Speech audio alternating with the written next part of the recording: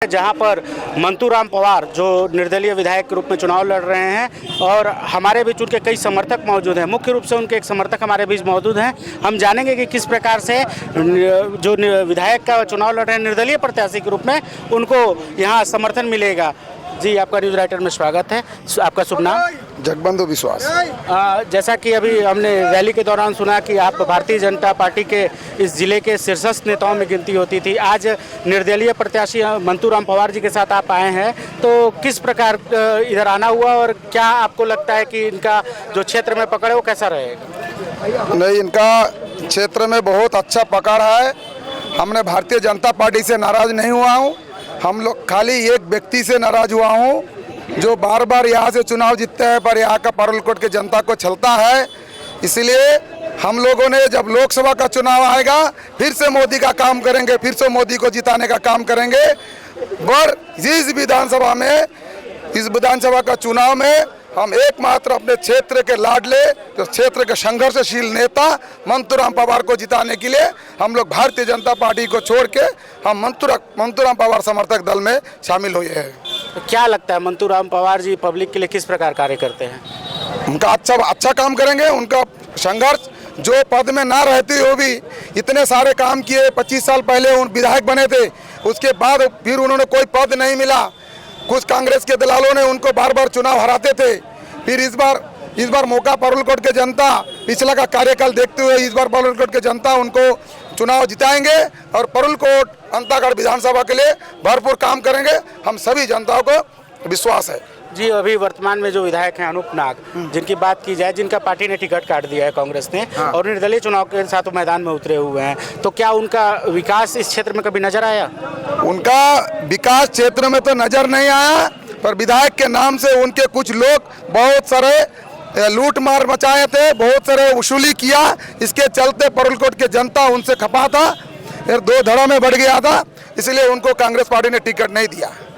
जी, अभी कल ही आया है खबर, महादेव सट्टायप का नाम सुना होगा आपने अभी, जिसमें भूपेश बघेल फंसते नजर आ रहे हैं, तो क्या कहना चाहेंगे? कांग्रेस किस प्रकार से क्षेत्र में लोगों को मना पाएगी? नहीं, देखिए, ये जो भ्रष्टाचार कुछ जब आग कहीं लगता है तो धुआं जरूर उड़ता है। कुछ ना कुछ दाल में काला जरूर है, पर हम लोग छोटे स्तर के कार्यकर्ता है, उतना हम लोगों को ये नहीं है। पर हम टीवी के माध्यम से देखे हैं, अभी जांच चल रहा है, क्या होगा जनता उनको सही जवाब दे देगा चुनाव के समय। धन्यवाद, शुभकामनाएं। जी, हमारे साथ मौजूद हैं एक और व्यक्ति। आपका नाम? सर, मेरा नाम विश्व दलदर। मैं जिंदगी भर बीजेपी पार्टी किया हूँ, पर अब मैं बीजेपी पार्टी छोड़ के हमारा क्षेत्र के लड़का मंतूराम पवार, क्योंकि उनके हमारे क्षेत्र का सेवा देखा हूँ।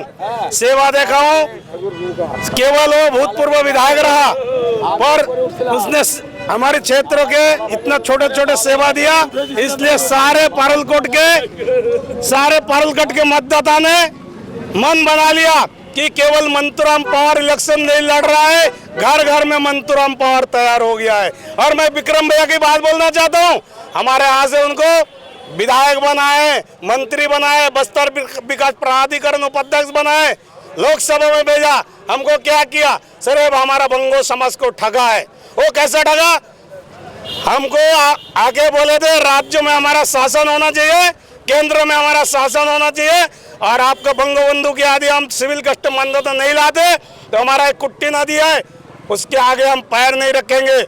उसके बाद हमारी सारी बंगबंधु, हम हिंदू समाज के हैं, हमारा रीति रिवाज के हिसाब से उनका चरण पादुका हम धुलाए थे थाली के ऊपर में। उसका परिणाम हमको क्या मिला? केवल हमारे साथ धोखाधड़ी मिला। और मैं ये भी बोलना चाहता हूँ, कल हमारा सुधीबिंदु दादा आए थे कलकत्ता से, मैं इनको भी कहना चाहता हूँ, सुधीबिंदु दादा, 5 साल में आप एक बार क्यों देखने नहीं आए कि हमारा परलकोट का क्षेत्रों के लोग क्या कर रहे हैं? आप केवल वोट लेने के लिए मत आइए। हमारी परलकोट के अंतागढ़ विधानसभा के मतदाता भोले वाले ये समझता है कि आपको आने से, आपका चेहरा दिखाने से आपको वोट नहीं देगा, क्योंकि इन लोग मन बना लिया। क्योंकि हमारा क्षेत्रों के लड़का मंतूराम पवार को इस बार हम बहुत वोटों से जिताएंगे। और उनके विक्रम भैया की भी बात बोल रहा हूँ। विक्रम भैया हमारे साथ सिर्फ कपट किया है, उनके साथ में और एक जन है असीम राय। पिछले समय हमारा पूरा बंगबंधुओं को एक जगह किए थे। एक जगह करने के बाद हमारा परलकोट क्षेत्रों में बाकायदा कांग्रेस पार्टी है, बीजेपी है, सीपीएम है, पर किसी ने कोई पार्टी नहीं देखा। सारे पार्टी के बैनर एक जगह रख के पूरी असीम राय के पास जाके बैठे थे, पर उसमें क्या मिला? मुझे लगता है इसमें भी विक्रम उसेंडी का हाथ है। यदि विक्रम उसेंडी का हाथ नहीं रहता तो असीम राय किसके आदेश पे उस भूख हड़ताल में बैठे थे? यदि भूख हड़ताल में बैठे भी थे तो हमारी भूख हड़ताल क्यों तोड़े थे? मेरे को लग रहा है इनको दोनों मिली भगत है। वो पूछिए कैसा? अगर मिली भगत नहीं होता तो रेस्ट हाउस में जाके दोनों आपसी में बात किया और बोले चलो रायपुर में चलते। सारे लोग रायपुर गया, रायपुर जाके क्या मिला? रमन सरकार से तो जाके असीम राय दिखाया। सारे अंतागढ़ विधानसभा का मतदाता हमारा कहने पर उठता है और हमारा कहने पर बैठता है, पर ऐसा नहीं है। पारुलकोट की मतदाता जग गया, उनकी जवाब इस बार देगा। 7 तारीख को वोट होगा और इसके गिनती जब होगा आप लोग निश्चित रूप में देख लेंगे। दूध का दूध, पानी का पानी केवल मुंह से बोलने से नहीं होता। हम भारतीय जनता पार्टी को श्रद्धा करता हूं और माननीय नरेंद्र मोदी को हम पूजा करता हूं, इसलिए लोकसभा में हम उनको वोट करेंगे। इस बार हम अंतागढ़ विधानसभा में कोई आटी पार्टी नहीं देखेंगे, केवल मंतूराम पवार देखेंगे। धन्यवाद। धन्यवाद आपका।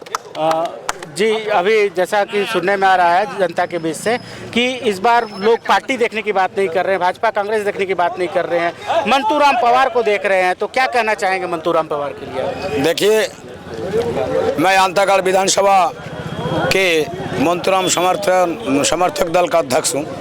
मेरा नाम रतन राय है। ये लोगों का एक मानसिकता बन गया। अभी ये मानसिकता तोड़ नहीं सकते। इस बार के लिए ये क्षेत्रीय लड़ाई है। यहाँ का विधायक अगर मंतूराम पवार बनेगा तो मंतूराम पवार एकला नहीं बन रहा है।